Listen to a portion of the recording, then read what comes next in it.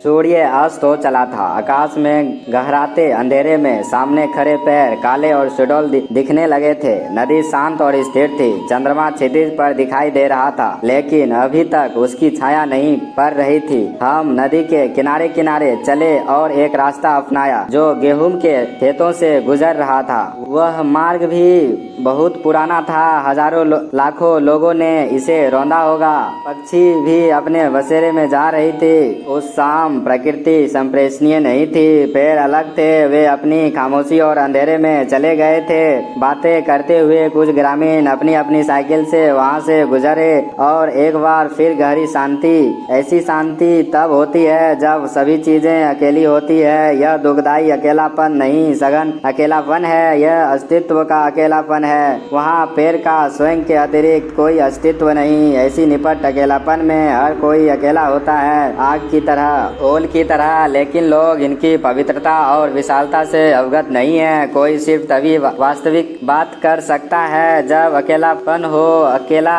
रहना इनकार का या आत्मरीति का नतीजा नहीं, यह सभी लक्ष्यों का शुद्धिकरण है। अकेलापन मानव मन का अस्तित्व अंतिम अकेलापन मानव मन का अंतिम उत्पाद नहीं। आप अकेले रहना नहीं चाह सकते, ऐसी इच्छा संवाद न कर पाने का पीड़ा से पात्र पलायन है।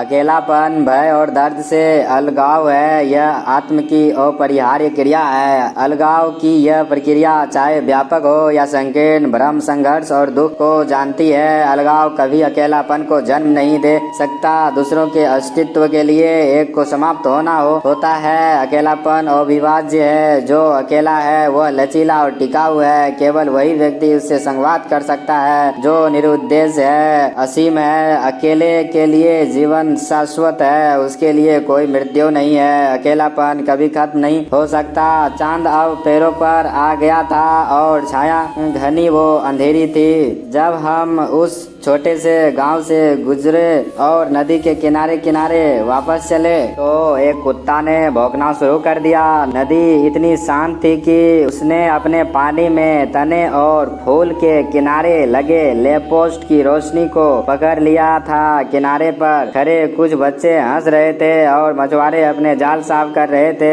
मछुआरे अपने जाल साफ कर उन्हें लपेटने लगे थे। रात का पक्षी चुपचाप करीब से उड़ता हुआ गुजरा।